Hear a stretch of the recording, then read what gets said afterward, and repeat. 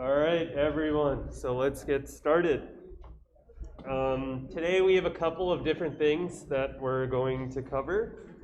First, we're going to do a review based on a couple of questions that came up on the anonymous forum. It seems like there was some confusion on the difference between training something from scratch and fine-tuning and what components of BERT precisely are getting trained at what points in the whole transfer learning process that we've described in the last week. So I'll do a quick review. Hopefully all of you with questions will have them resolved there. In terms of deadlines and stuff, your proposals, hopefully all of you submitted them. We're in the process of getting feedback out for all of the groups and planning to do that by next Monday. So by next Monday, all of you will have your proposals graded with feedback depending on whether we think you need to change a lot or whether your direction is fine. You may have more or less feedback, but that's the current plan. Also, homework 1, I'm wrapping it up this in the next few days, probably be released at the end of the week. And so just to kind of get you prepared for this homework, because it might not be a lot of technical implementation, but it will be a lot of effort on your part. So basically, this assignment will require everyone to create their own labeled data set. And the way you're going to do this is first you're going to collect, say, 100 or 120 unlabeled sentences. And then you're going to ask 2 of your classmates to label those sentences with guidelines that you prepare. So you're going to define some task that you care about, and you're going to have to find 2 classmates to give you labels. And through this process, you're going to find out that, well, maybe both of your classmates didn't actually agree on the labels for some sentences, right? And maybe that's your fault for not giving them great guidelines and so on. So this is a very important part of NLP research, right? Collecting these data sets that we're talking about, the labeled data sets. And so most of the homework will just be you coming up with a task. You can be creative. Several of you are doing final projects that involve data set collection. So if you're doing that and you need to get labeled data, this is a good homework to get free annotations basically from the labor of your classmates. So feel free to use that for this purpose as well. The last part of the assignment will have you fine-tuning a BERT model on the data set that you create and possibly try out several different configurations of, how long should I fine-tune this? Should I freeze certain things or do whatever? We'll give you some freedom to explore the various parameters that you can modify in this process, but it will also serve as an introduction to the Hugging Face library, which has all of these pre-trained models like we've been talking about, BERT and Electra and Roberta and blah, blah, blah. So yeah, it's mostly for if you want to use these models in your final projects, which I imagine almost all of you will. This will be a good way to get familiar with that library. We're also thinking that perhaps this will also be the last homework assignment. So we might have it take like a few weeks to complete. Then your exam comes up in the first week of, second week of November, and you can use the remaining time for your projects. So that's the current plan. We do have another homework assignment, so if there is demand from the class, we can obviously give you one, but the issue is we don't want to distract too much from your project. So maybe we'll make it extra credit or something. All right, any questions on logistics or anything like that? All right, you will have a quiz this week. It will go out tomorrow and be due Friday as usual. Okay, so today's topics, as I said, I'm going to review what it means to be trained from scratch versus being fine-tune in the context of BERT when we're using it for downstream tasks. Then we'll get to the main part of the lecture, which is text-to-text transfer learning. You had a fairly lengthy reading for today, which is the T5 paper. So if you didn't read it, we'll cover the important points of that paper. And finally, since we're moving to a text-to-text setting in which our output model, even for the downstream task, will have to be generating text, not just classifying text like we saw in BERT, we're going to talk about different decoding algorithms to generate text. Okay, so let's start with this review. So I just want to cover again the whole transfer learning pipeline that we've been discussing up till this point. So recall that our architecture for BERT, first of all, is just a deep transformer architecture, right? So in this class, we've talked about a couple different architectures, right? We started with these very simple, like, concatenate these word embeddings together, pass them through some feed-forward layer, and have it predict the next word. We then moved to recurrent neural networks. We talked about the pros and cons of that. And finally, we moved to transformers. And you know, that jump there, that last jump is pretty steep. So for those of you who are still iffy on different particulars of the transformer, I suggest you review the previous lectures. Also, if you're still confused, there's a ton of different blog posts and other stuff online that I've also linked some of the good ones on the course website. So check those out. And if it's still confusing, our office hours are now hopefully not clogged up with people trying to get feedback on their projects. So we can actually use it to discuss misunderstandings or things you would like clarification on.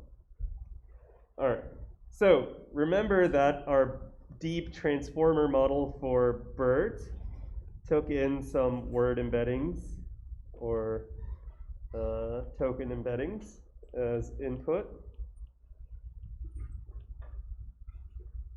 We then passed these through a series of transformer blocks. So remember that a transformer block consists of the multi-headed self-attention. Then we concatenate all of the head representations together. We pass those through a feed-forward layer. We apply a residual connection. There's the layer normalization and other stuff going on. But the important points are multi-head self-attention, concatenate, feed-forward, and residual connection, right? So all of those operations make up one of these blocks.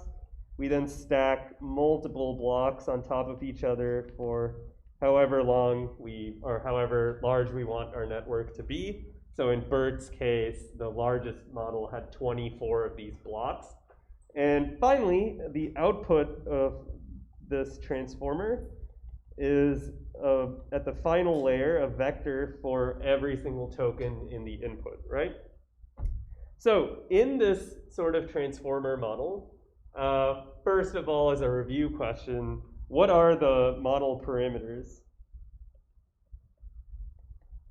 Like, what are we trying to learn in the pre-training and fine-tuning phase here?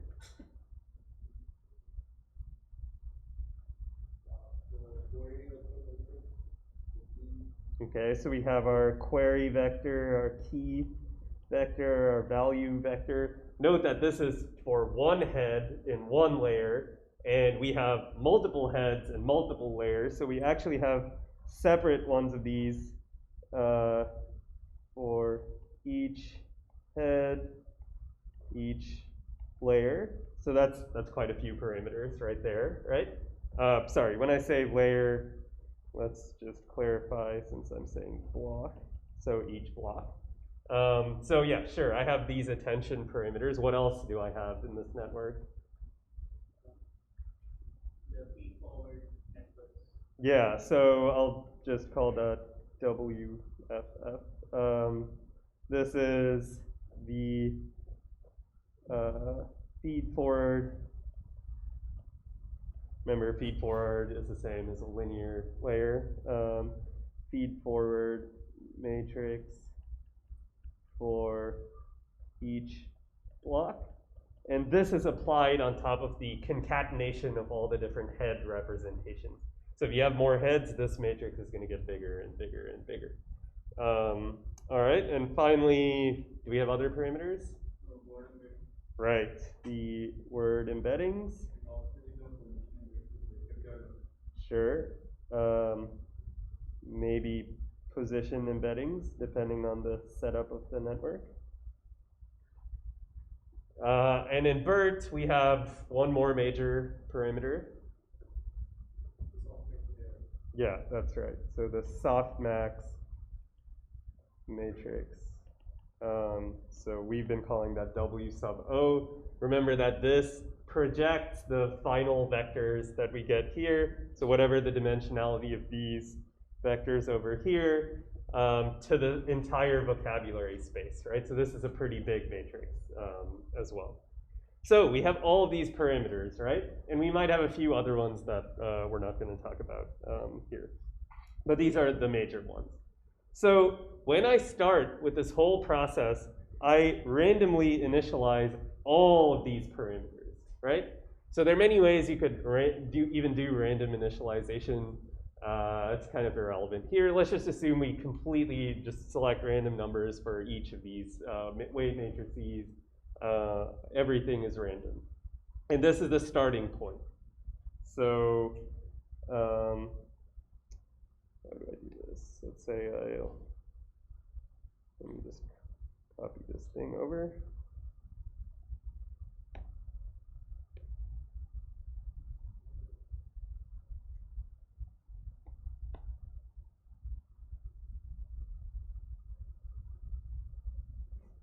Okay.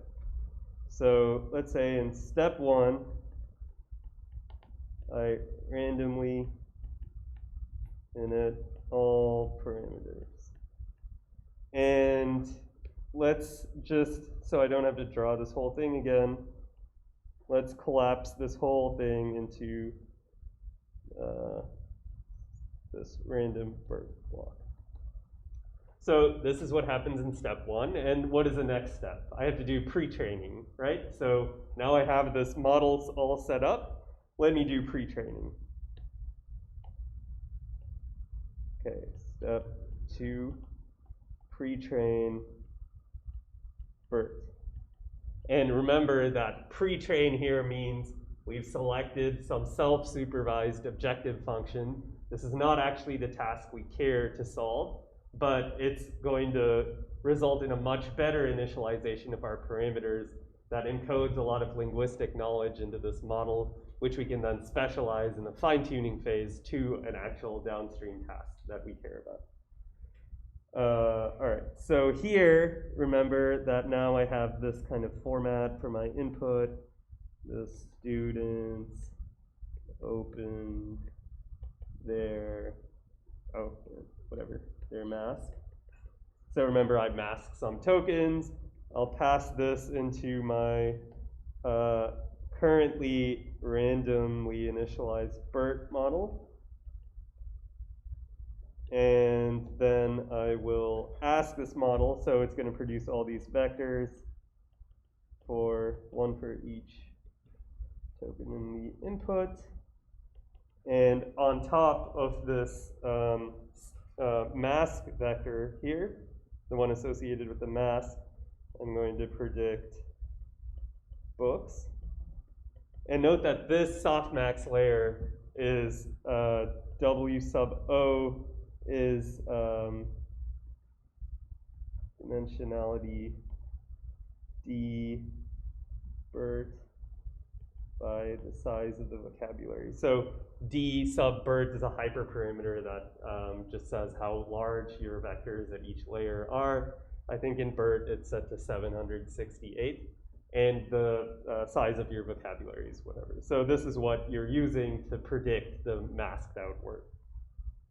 And so now, to actually adjust the parameters of this random BERT model, we're going to do backprop, right? So when I predict BERT, maybe the model is wrong and it puts some high probability on like lamps or something. So I'm going to compute my loss, then backprop all the way into my word embeddings and the parameters, all those weight matrices we just listed out. And now my model is not random anymore, right? As we do backprop through full model, the parameters adjust themselves to, next time I see this example, make the probability of books higher, right? And doing so at a large scale with a large enough model, it's going to learn a lot of stuff about language. That's our goal. So let's say we do this for, on a huge data set for many iterations, and eventually we end up completing our pre-training phase. After pre-training, we have, we'll call this pre-trained BERT. So now this purple box and this orange box, they have the exact same architecture, but the values of the parameters have changed because we've applied backprop through this pre-training phase. Is that clear? So now this was step 2. And finally, in the third step, we're going to do fine-tuning. Fine-tune BERT. And so remember that in this scenario, I have some downstream tasks that I want to solve. In all of our examples so far, this has been sentiment analysis, right? Sentiment classification. And so we do this by having examples like this. Movie was awesome. And now I'm going to feed this not into my random BERT, but into my pre-trained BERT. And this is going to give me some vectors as usual.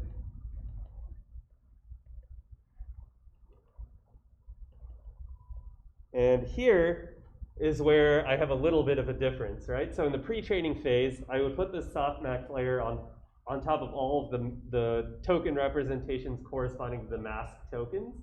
But here, I'm going to put it over what? Right, the CLS vector, right? The very first one.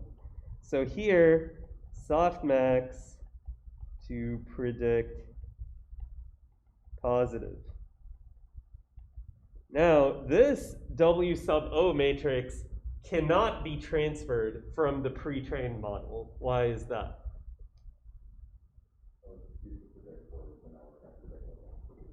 Yeah, so this is of size d BERT by 2, right? We just have 2, or possibly we have 3 if we have a neutral class or whatever, but the space, our output space is no longer the entire vocabulary. We just have a very small number of labels, right? If it's a binary classification problem, we just have 2 labels. So all of the parameters of BERT for this downstream task are transferred over except this final softmax matrix. So since this is a different dimensionality, this is randomly, maybe I'll use my purple color from before, randomly initialized. And the rest of the parameters are pre-trained, all of the internals of that transformer architecture. So now when we do backprop, so we have this sentence, and let's say initially BERT predicts negative for this sentence, right? So we have some error. We're going to adjust the parameters of this model so that it'll predict positive the next time. We're going to do all of that by, that was dumb, whatever.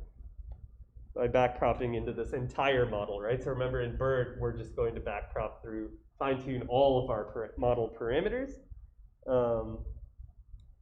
Downstream signal trains this new WO matrix from scratch, and it fine-tunes all other parameters.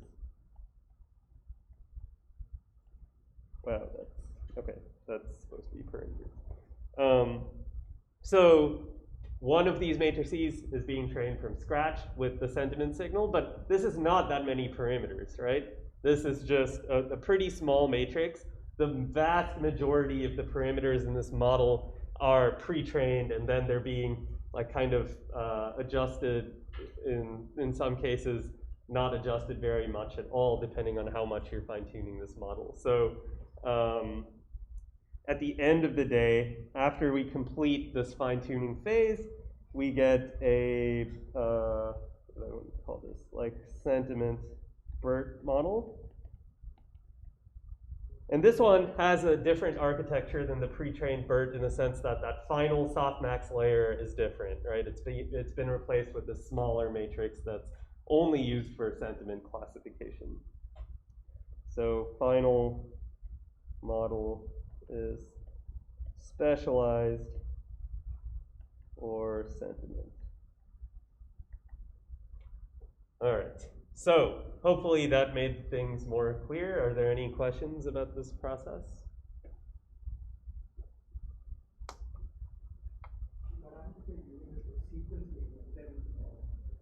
So the question is, what happens if we are using this model for sequence labeling? So in that case, I might want to predict a label for every single token in the input rather than just on top of the CLS token. So there are many ways you can approach this. The naive way is just independently predict a label for every single position in the sequence and just do not consider any dependencies between the labels.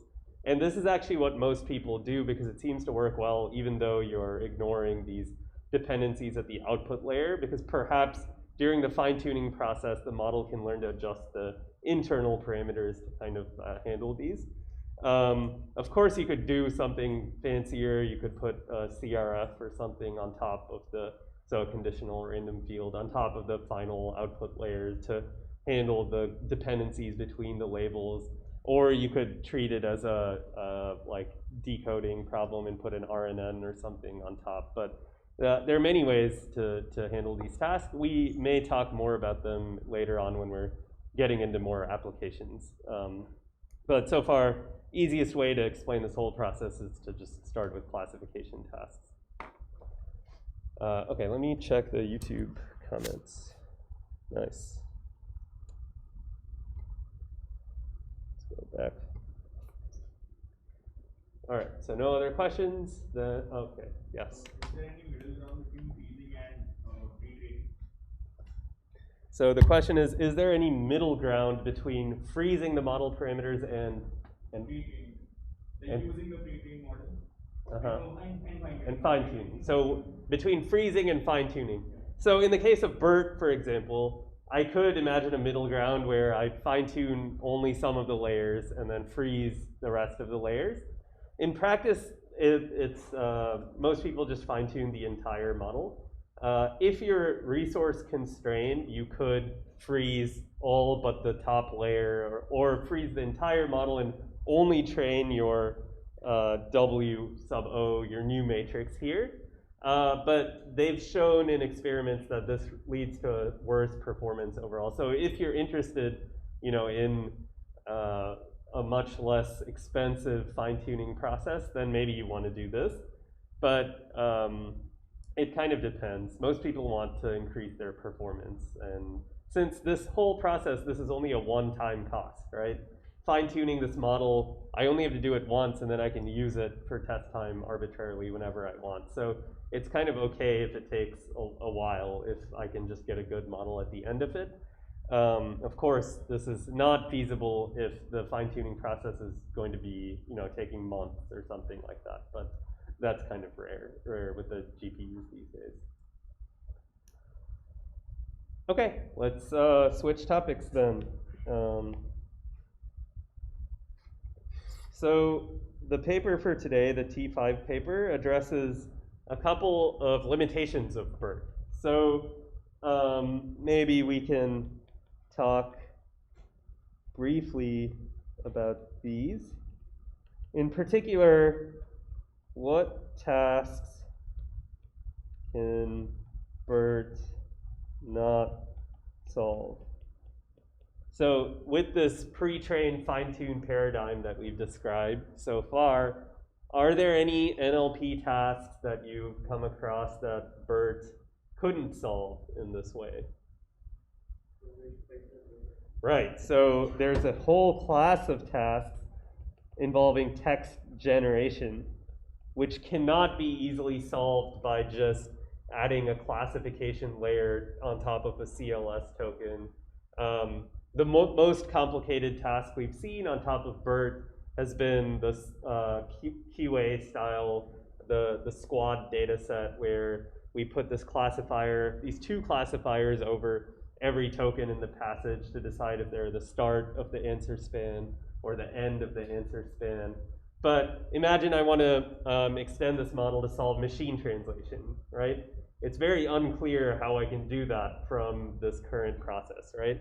How would I go about doing that? Maybe I pass in an English sentence and then a whole sequence of masked tokens and then try to train the model to predict French words at the output layer. But this has a lot of problems because going back to his question, I'm not considering the dependencies between the labels, right? So I know if I'm generating text, there's a lot of dependencies on the previous words that I've generated. And so BERT in general is not a good solution for these kinds of text generation problems.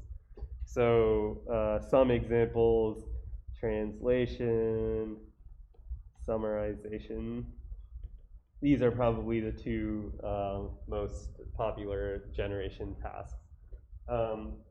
So one question becomes, can we develop a self-supervised,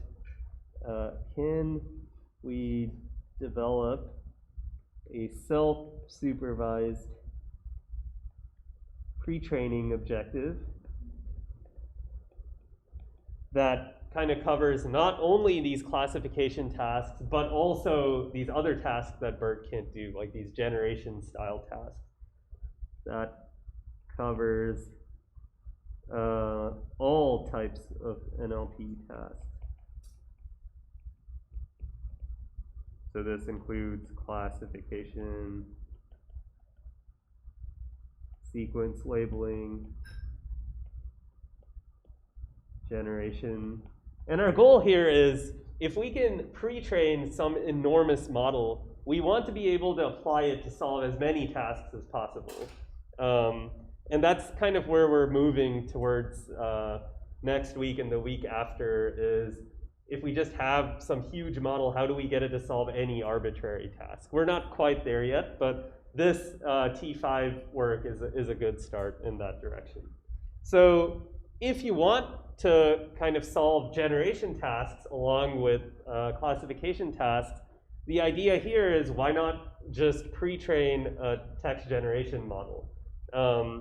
So in particular, they reformulate, oh, hang on, let me be more clear about what I'm talking about. T5 paper, reformulate every NLP task as a generation problem. So let's take the case of sentiment analysis. In the formulation that we've seen so far, I have some input, this movie was awesome, and I explicitly place a classifier over the CLS token that has only two options that it can predict, right? Either positive or negative. But this model can't do anything else. It can't do, like translation or any other task. So the distinction here is, if I make sentiment analysis into a text generation problem, I could have, say, a language model that takes this movie is awesome as input, as a prefix, and then as predicting the next word, it should predict positive. So here, our output space is no longer just 2 words. Now this is a generation model, so it can actually predict any word in the vocabulary. But you want to force it to predict positive or negative and not predict something like cat or mouse or whatever, right? So in some ways it's not optimal because this model can predict labels that are not associated with the task that you care about. But hopefully through this fine-tuning process, we can allow the model to learn that, okay, if I'm going to solve sentiment, and maybe I have a specific prompt that shows me, I should measure the sentiment of the sentence. If I see that, then I should only output the words positive or negative. And if I see something like translate this sentence into French, I should only output French words or something like that, right? So this is a much more general purpose solution to the problem than having these task-specific classification layers on top of BERT. So that's kind of the motivation. Actually, maybe I will show the figure from the paper, if I can do that. Oh, this is going to be, oh, you can see my screen, but I don't think the YouTube people can see my screen. Let me change that. All right. So in this paper, they have a nice figure here, which illustrates the setup of this. So here you can see that I have this kind of command, translate English to German, and then a colon followed by some English sentence. And the model, if it sees this, should produce the corresponding German translation.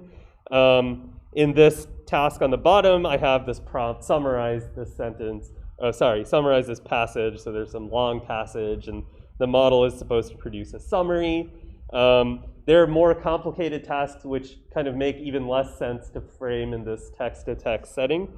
So for example, this STSB sentence similarity task gives you 2 sentences. The rhino grazed on the grass, a rhino is grazing in the field, and it asks you to predict a number from, I think, 1 to 5 or 1 to 10 that reflects the similarity of these 2 sentences. So you can see that if you frame this as a generation problem, it's very awkward, because now your language model has to predict numbers, and it has to understand the decimal point and the meaning of that. Like making it say 3.8 is, of course, very difficult. So they're putting this in here as an example of why this is, perhaps limited for some tasks. But that's not saying you can't do it, right? You can still try to make it do this. It just might not be the optimal way to solve this kind of problem. Yeah, and this is a sentence acceptability task. So the course is jumping. Well, it might not make sense semantically, like this is nonsense, right? But at least it's grammatical, it's acceptable within English. Like you can make a sentence like this. Oh, never mind. Okay, well, I guess grammatical, and also it should mean something natural. Right, clearly I'm not familiar with this data set, even though my students have worked on it extensively, so it's a little worrying. But anyway, so this model, setting that aside, can solve all of these tasks at once given the appropriate prompt that tells it what to do with the sentence or text that it's about to encounter. So that's our goal. All right, let's go back to, oh, we have a question. Entity linking and discovery can't be solved by BERT. Yeah, you can. You can solve that kind of problem with BERT, but it's a little trickier to set up the downstream architecture. It might not be as trivial as putting a classifier on top. But we won't talk about that maybe in this whole semester. Does T5 give state-of-the-art performance for not really sequence-to-sequence tasks like STSB? That's actually a good question. I guess since I have this open, we can see. Okay, so this table contains the scores of T5, and previous best is likely the previous state-of-the-art on this task. You can see that the 11 billion parameter version of T5 beats the state-of-the-art. So that's pretty impressive, right? It's actually predicting these numbers, but it's still doing better than the previous state-of-the-art, which most likely did not have the same like ability to generate arbitrary words and not just numbers. I mean, most people formulate this kind of task as a regression problem, right? If you have something like predict a number given this input, like a real valued number, and this is not doing that at all. But yeah, that's a good question. I didn't actually know it was good at this task.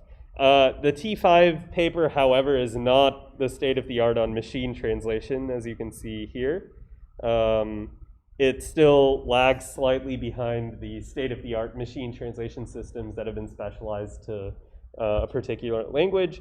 This result indicates that this kind of pre-training that we're going to talk about in a bit doesn't actually help for tasks where you have a huge amount of labeled data. So machine translation for something like German or English to French, you have a huge number of parallel pairs, and the gains that you see from pre-training diminish when you have a huge number of labeled examples. So that's also something like a general concept that you should understand, is that pre-training helps a lot when you have limited labeled data.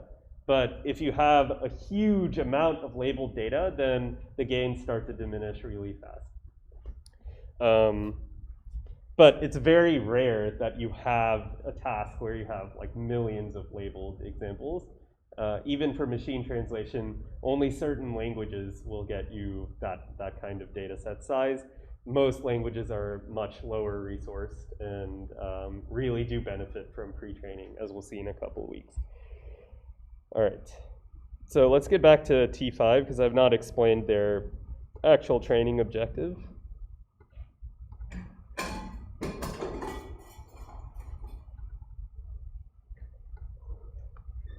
All right.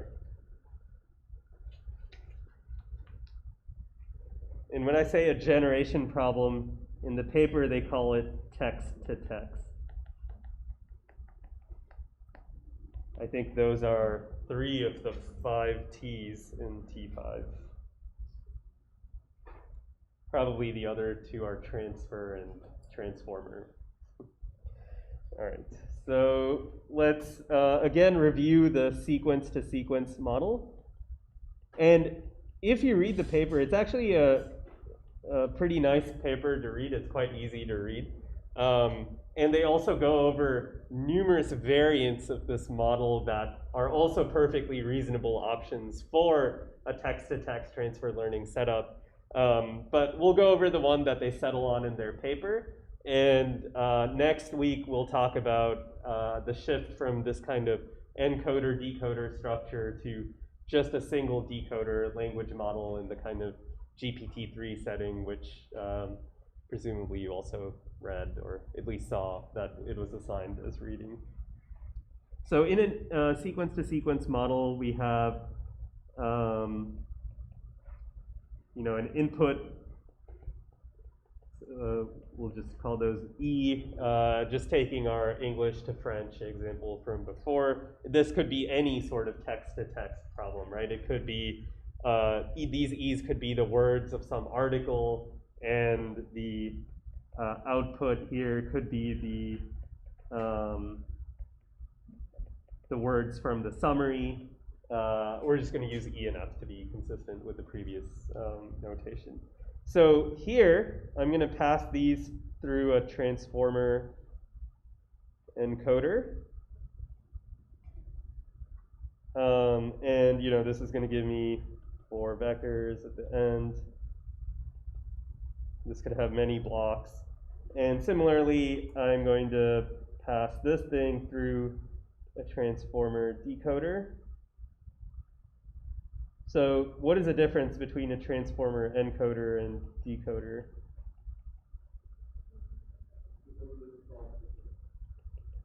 Yes, the decoder uses cross attention. That's one difference. What about another major difference? Yeah, exactly. So there's cross attention and there's also masked self attention, right? The encoder, in contrast, does just full unmasked self attention and does not have any notion of cross attention. So again, this is cross attention, And remember that the decoder, these four representations are produced by masked self-attention, and in each case, you're trying to predict the next word, right? So F4, and then I can predict the end of sequence. And this process is using masked self-attention. So this is what we've kind of talked about before.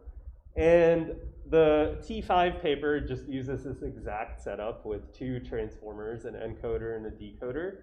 And all we have to talk about is what exactly are the inputs and outputs for this pre-training task. So remember the ideal characteristics of a pre-training task, right? We should be able to get data for free. This is why in language modeling and masked language modeling, we can train on infinite data. So the T5 paper sets up a very similar task to BERT in that we corrupt the input and then ask the model to predict what was corrupted. But it sets it up as a generation problem, not as a classification problem. So let's just look at the input, output for T5. So first of all, we'll start with some sentence, some unlabeled arbitrary sentence, the one they have in their paper. You know what, actually maybe I can just show the, instead of writing it out because I'm feeling lazy.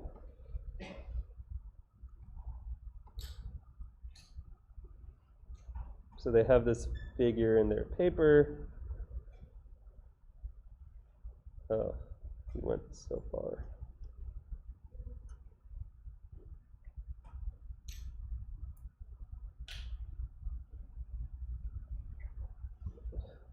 Yeah, here it is. So we have this sentence, thank you for inviting me to your party last week. And similar to BERT, they're going to decide to mask out about 15% of the tokens in this sequence. Unlike BERT, however, T5 prefers to mask out contiguous spans of text. So you can see here they masked out for inviting these two adjacent words. I think on average these spans are 3 tokens in length. So they mask out these contiguous spans.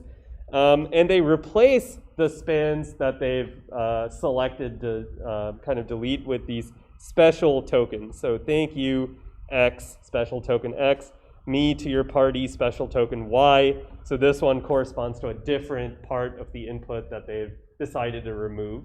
So you can view these as like kind of masked tokens, but they're specific to a particular position of the sequence. So this particular sequence has 2 different spans that were masked out, one of length 2 and one of length 1. And now, so this green thing is what gets fed into their encoder, the transformer encoder. And the red thing is what the decoder is supposed to produce. So it's basically filling in the missing words. The decoder is asked to produce for special token X, what goes in that blank for inviting. And then special token Y, what goes in that blank last. And then Z is a special token that's the same as the end of sequence symbol. Yes? If you have different stands, then you have to thinking differently for predicting, say, 2 words and one predicting. So the question is, if you have different length spans, how does the model know if this is a 2-word span or a 5-word span? It doesn't know. So that's one of the things it has to figure out. And in doing so, it actually has to learn a lot about the context in which this occurs, right? So thank you, blank me to your party. That alone is kind of hard to fill in with just one word, right? Maybe you do need 2 different words or more than that to fill in the blank. During training, of course, the model knows exactly how many words to fill in because we are giving it the labels. So if it just produced here inviting or something, we would penalize it, right? We would want it to put a high probability on for and then inviting and then predict the special token Y, which signals it's finished predicting special token X. So this is a more complicated task, right? the model has to consider the dependencies in the output that it's producing here. So it has to know that, all right, if I've finished with the current thing that I'm predicting, it's time to move on to the next special token, and so on. But yeah, I mean, this lack of knowing the length of the spin makes it a harder pre-training objective, and that's actually good. It forces the model to, if it actually wants to solve the task, to encode as much useful information from the context as possible. Okay, so that was their objective. And now, let me go back to the iPad. All right. Okay, I will go over this figure 2 in a bit. Interesting comment here by John Smith. All right, let me full screen. So just following from the thing we did before, I'm going to have this corrupt sequence. And by corrupted sequence, I mean the input text that has been with random spans replaced with these special sentinel tokens X and Y and so on. This gets fed into my transformer encoder, so random P5 encoder.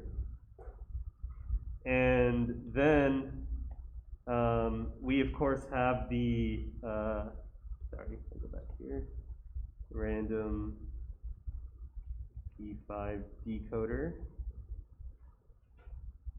So these two are connected by a cross attention, and this model is asked to predict the missing spans, essentially. And it does this through the standard language modeling loss that we've seen, right? For every token, we compute the cross entropy loss, then we do backprop after we've completed predicting the entire sequence. So here we're just doing backprop into all of the embeddings and so on. Backprop through encoder and decoder. Oh, not even sure.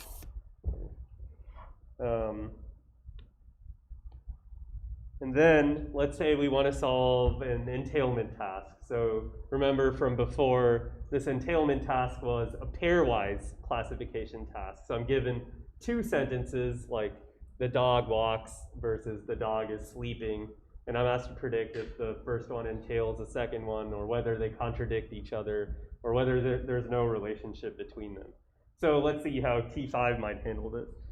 So after doing this, backprop through the self-supervised objective, I now have a pre-trained model, right? It's capable of filling in these missing spans. Now I want to fine-tune this model to solve the actual task that I care about. In this case, our downstream task is entailment. So maybe I have an input sequence like the dog walks, and some separator token, the dog is sleeping. So now I'm going to pass this not into my random encoder, but into my pre-trained encoder. I also have my pre-trained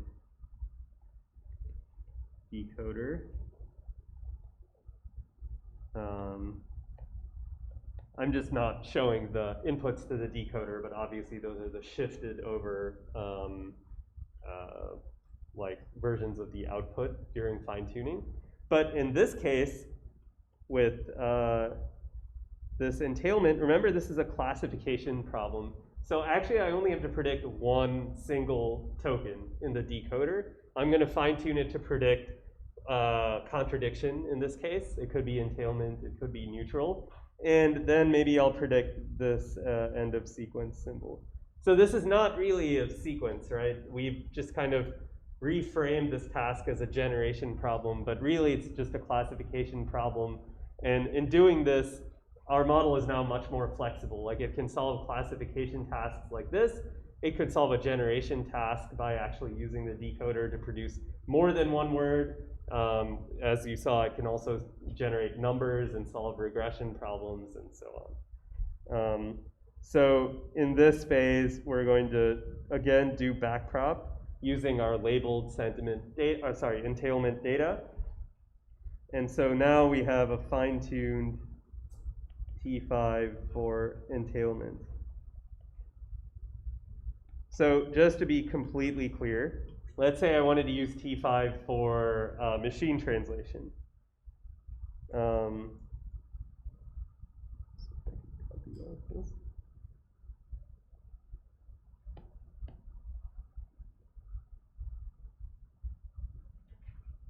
So here, I take the pre-trained T5 encoder as usual. This is from that corruption and predict a missing span objective, not the entailment objective. So I take this and I will put in an English sentence and then have the decoder produce a French sentence. And maybe I will change the color of these things. So when I do backprop here, I'm specializing the model to solve a machine translation task.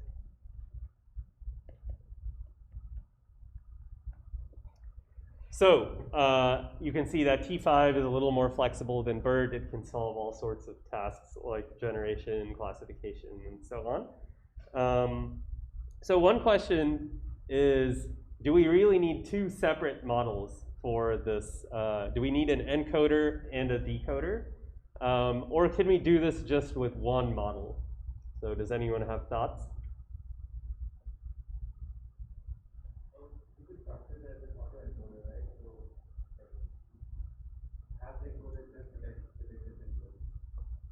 So one self-supervised objective could certainly be auto-encoding, but that's not what I was asking. So let's say we have the same self-supervised objective as in T5, where we have masked out some spans of the input, and we're asking the model to predict the missing text.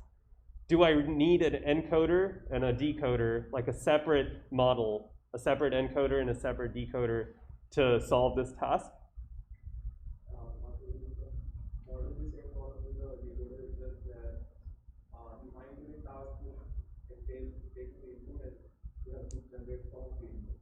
Yes, exactly. So we can solve this exact same task with a single model, a decoder, just a decoder. So how do you do this? Let's see. So maybe I'll call this a decoder only version of T5. And if you read the paper, they actually do evaluate this kind of configuration as well.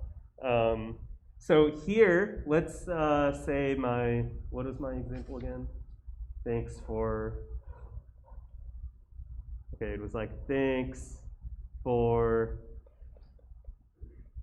me to your party, or something like this. And the X was the like masked out span. And then my output was something like X for inviting, and then some sort of end of sequence token.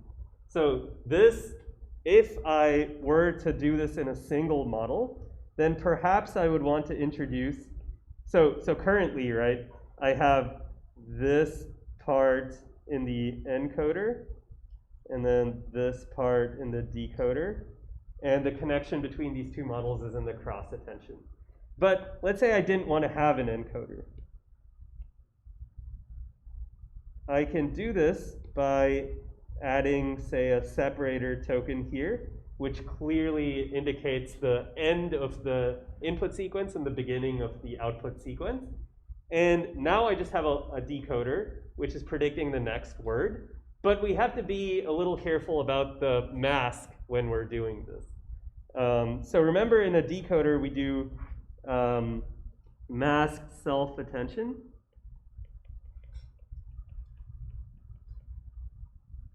and no cross attention. If I don't have an encoder, then I don't have any cross attention, right? But I still always want to attend over the tokens in my input. So in the paper, let me switch back to the paper, they have a nice example of, if I can efficiently find this figure, yeah, right here. They have a good example of how to solve this task with just a decoder. So fully visible, this is the attention mask in a normal transformer encoder, right? I don't have any sort of mask. This causal mask is what happens in a normal decoder. So every time step can only attend to all the tokens preceding it and the current word, but nothing in the future, right? And we've already gone over how that if it sees stuff in the future, it's kind of cheating. It already knows what it's going to predict. And this thing, causal with prefix, is what you would do if you want to only use a decoder to solve these kinds of input-output tasks. So here, you can see that these three tokens, the first three tokens are always left unmasked, meaning that those are the ones that correspond to the input. So regardless of what token I'm at in the output, I'll always be attending over all of the tokens in the input. And then additionally, I'll be attending over each token in the output up till the current time step that I'm at.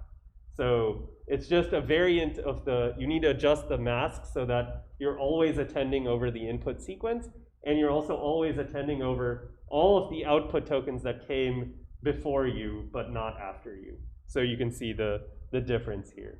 Yeah. In that case, are we still training like for the input essentially? Are we still training that to be generative and we Oh, okay. Yeah, this is a good question. So in this case, the question is, do I still apply the next word prediction objective on top of the input? The answer is no. I can't actually do that if I have this mask, because if I'm at an input position, then I will just be predicting, like if I use this mask, I'll know what happens in the future. So I only apply the next word prediction loss over the output, but I leave the input unmasked at all positions. Any other questions? Okay, so this kind of causal with prefix thing is a nice transition to the kinds of GPT-3 style and the things that we'll see in the next couple weeks, which eliminate this encoder-decoder distinction. They only use a decoder, and they're trying to solve all these tasks in a text-to-text fashion like we've seen with T5. So in many ways, T5 is a good transition from BERT to the current stuff that people are looking at today. Yeah, I mean, the 11 billion version of T5 is very powerful, so a lot of people use it in Google internally to solve various problems. This paper shows that this causal with prefix with just a decoder compared to the encoder-decoder, the two separate model structure, this one actually performs worse. But if you scale things up to a greater level, then it seems like there are no advantages of having these two separate models. So, okay. I think that's all I wanted to say about T5. So, any final questions? Yes. So does it need a lot of negative samples because it predicts like the entire vocabulary, but only few things are of our interest. So for supervision and in the training, does it need a lot of negative samples to say, okay, it's none of these things in the vocabulary? That's a good question. So the question is, since T5, unlike BERT, we're not actually explicitly constraining the output space for a downstream task to be like only positive or negative and no other words, does a model take more samples to learn that it should only produce these two words? The answer is no. At least in the results that they show, they evaluate T5 over the exact same data sets as BERT was evaluated over, and they find that it's at least comparable or slightly better. So it's not a hard thing for the language model to learn, essentially. But it depends a lot on not just a number of examples, but also like how many fine-tuning iterations you go through. If you go through too few, then yeah, the model can actually learn to, mess up and produce other words. This is a much bigger problem with the multilingual models, as we'll see in maybe next week. There's a multilingual version of T5, which is super cool. It can take in any arbitrary language and output any other language. But one of the big problems of this model is that sometimes even if you tell it to output text in some language, it'll output like English or French or something like that, especially for lower resource languages. So if you're interested in getting a head start, you can check out the MT5 paper, and they talk about this in detail. All right, how much time do I have? Okay, 15 minutes. So the last thing that I wanted to talk about is kind of also relevant to the T5 paper, is since now to solve a task in T5, I actually have to decode from this language model. How do I actually generate text at test time? So we focused a lot on training time, but now we're going to switch to test time. Let's see what the... Can you recommend a paper which explains what's happening in BERT's transformer layers? Yeah, I can post some on Piazza if you want to look up probing methods. So there's a large body of work on creating probe tasks for BERT to see if these layers are encoding particular types of linguistic information.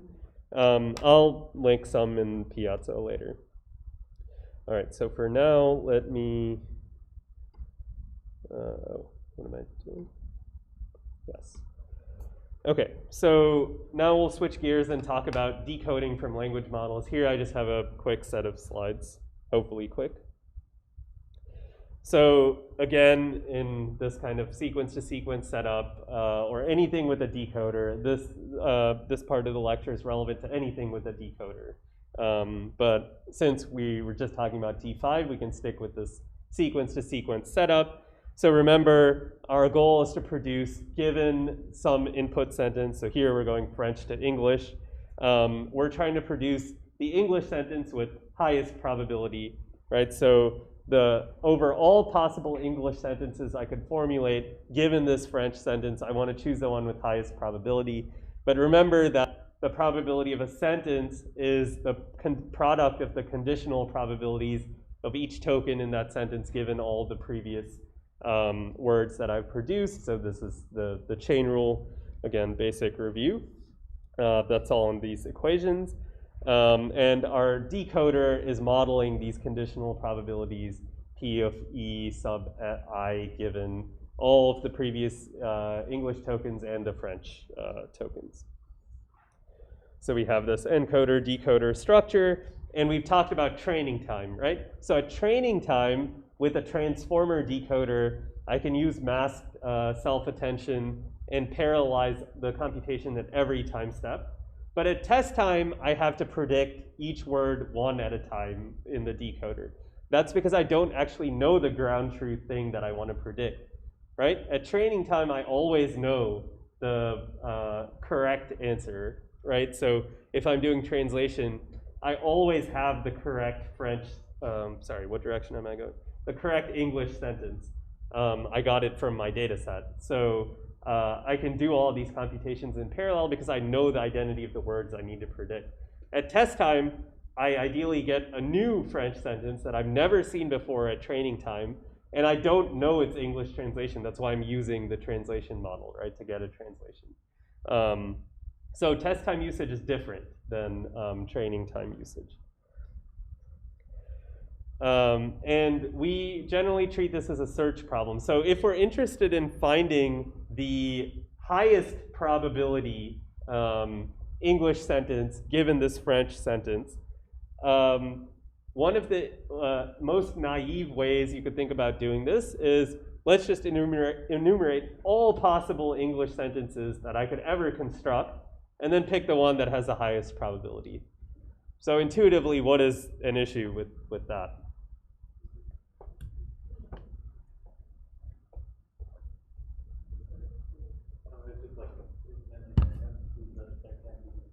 Yeah, exactly. The output space is way too big. There's no way we can enumerate all possible sentences. So that's why we turned this into a search problem. The easiest option, and one that we've briefly discussed at some point in the past few weeks, is greedy decoding. So remember that my decoder at every time step gives me a probability distribution over the entire vocabulary, right? So in greedy decoding, I'm going to do the simplest thing possible. At every time step, I'm just going to select the word that has the highest probability in this predicted distribution. And I'm going to say, this is the word I'm going to predict. So given this start token, this is showing a recurrent decoder. I encode it into some sort of hidden state. And then I take the argmax of the output of the softmax distribution, and that happened to be the word the. So I've completed one time step. Now I feed the word the as input into the next time step. So note that at training time, I don't need to do this one by one because I already know what the next word should be. But at test time, since I don't, I actually need to make an explicit, discrete choice of what word I want to produce at this particular time step before I can go to the next time step. Because that word has to be the input to the next time step. So here I feed in the word the, I have my new hidden state, I do the softmax, I get a new distribution, I take the argmax of that distribution, and I get poor, and I just continue this process until I produce some end of sequence token. So, does anyone have any issues with this setup? What are some potential issues? That's right. So ideally our model would be great and it would always predict, like the thing we want is always going to be the argmax. In practice, this never happens. And in some cases, depending on your application, there might be several valid choices for the next word. This method is always going to pick one of those choices, and you won't get to explore all of the other choices. So yeah, this method can get stuck in some cycles of repetition, as well as we'll see a bit later. But yeah, the main issue is that you can't go back and change if you made a mistake earlier on. So this motivates the idea of beam search. And beam search is a pretty simple modification on top of this greedy search, which just allows us to explore multiple hypotheses, not just one. So in greedy search, we only have one hypothesis of what this output sequence is, and we're incrementally adding on to it at every time step. But we can't revise it because we are always just adding on to it, and we can't actually go back and change things.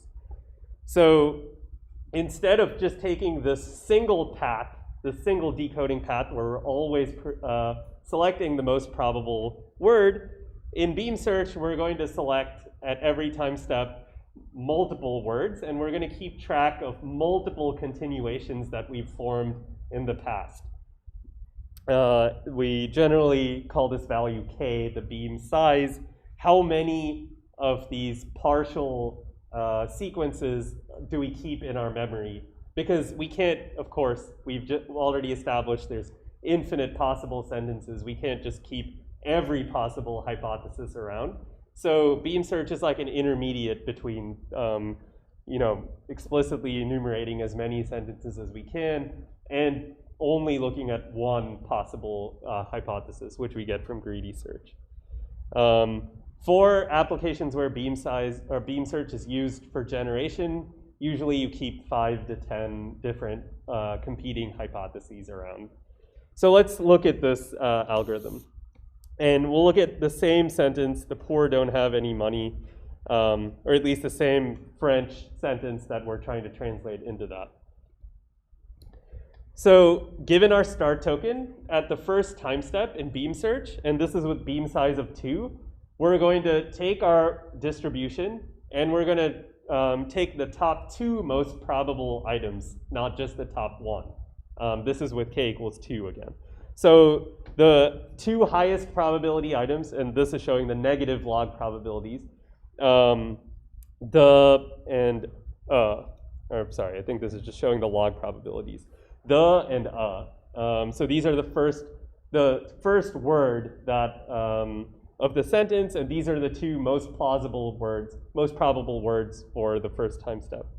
So now in beam search, I'm going to, when I go to the second time step, I'm going to do two decodings of this time step. In the first case, I'll put in the, but in the second case, I'll put in So I'll get two distributions that result from this at this time step.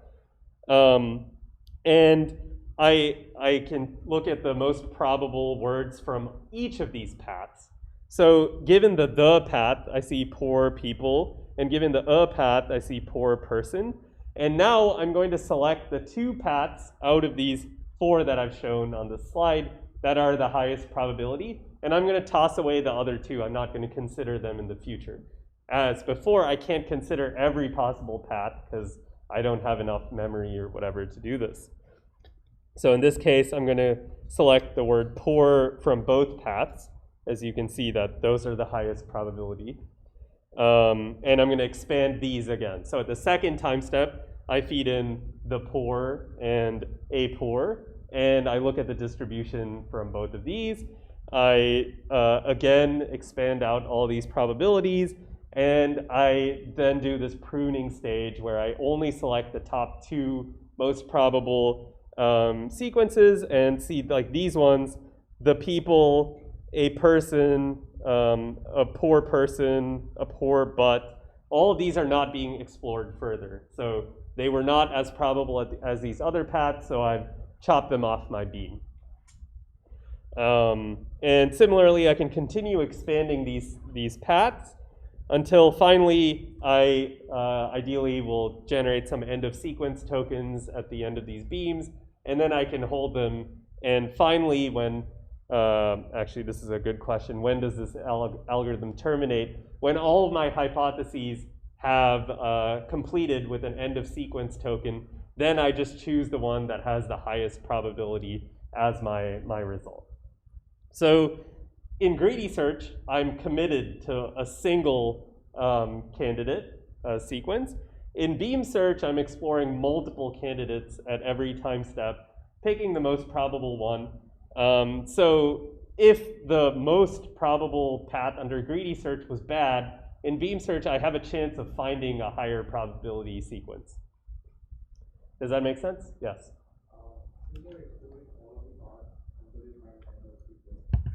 Well, all of the paths that have not been pruned previously. Yeah, yeah.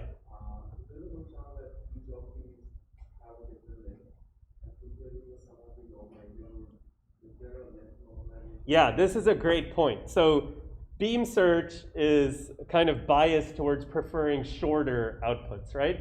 Because of the problem you mentioned, right? If you view this as a product of probabilities, then it's getting smaller and smaller at every time step that you produce a word. So yeah, some people do some sort of length normalization to counteract this effect. I think in general it's not very commonly used because it doesn't seem to be a huge problem in applications like machine translation. But for cases where you have like a chatbot or a summarization system or something, people do tend to use length normalization. Although more recently, for those kinds of tasks, we've switched over to sampling-based algorithms, which I'll talk about next. That's a great question, though. Yes? Mm-hmm.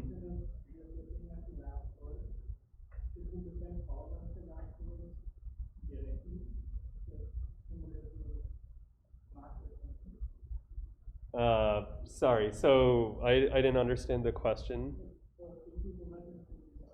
Yeah.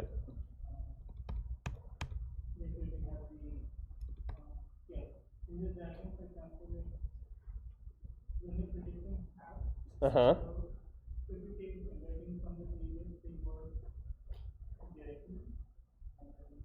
Yeah, so when we're predicting have, we've already completed like 3 previous decoding steps. At each step, we've selected a single word, and for the next time step, that word has become the input to this current word's time step. But in the transformer, maybe that's what you're asking about? Yeah, so in the transformer, we're doing this exact same thing, but at this time step, this have, the query key value attention is over the poor don't and, yeah, the poor don't. So these are, so it's basically unmasked attention because you don't have any notion of the future at test time. I'm not sure if that answered your question. Okay, so we have some YouTube comments. Greedy decoding seems equivalent to writing something entirely with a phone keyboard's next word suggestion. That's interesting. Yeah, intuitively it seems true, but you don't know if the phone keyboards. Yeah, okay. I guess that's good. I mean, some of these autocompletes could be more sophisticated these days. How do we ensure low perplexity with respect to the generated sentences? Is that a given for such models since they're, so I guess the question is, if we're using greedy decoding or beam search, how do we ensure that the outputs are actually high probability, aka low perplexity? One thing that people can commonly do for machine translation is have a pretty big beam, maybe like 20 candidates, and instead of choosing the one that has highest probability under the machine translations language model, instead re-rank these with some other like large language model that has been trained on the target language's data. So maybe that way you still get to explore a lot of candidates, but you can also select one that's just generally plausible syntactically or something like that. But yeah, as you say, as you train bigger and bigger models on more and more data, it's very rare that you get a super low probability sentence as the output of this search process. Does each path terminate upon generation of an end of sequence token? Yes, in beam search that is the case.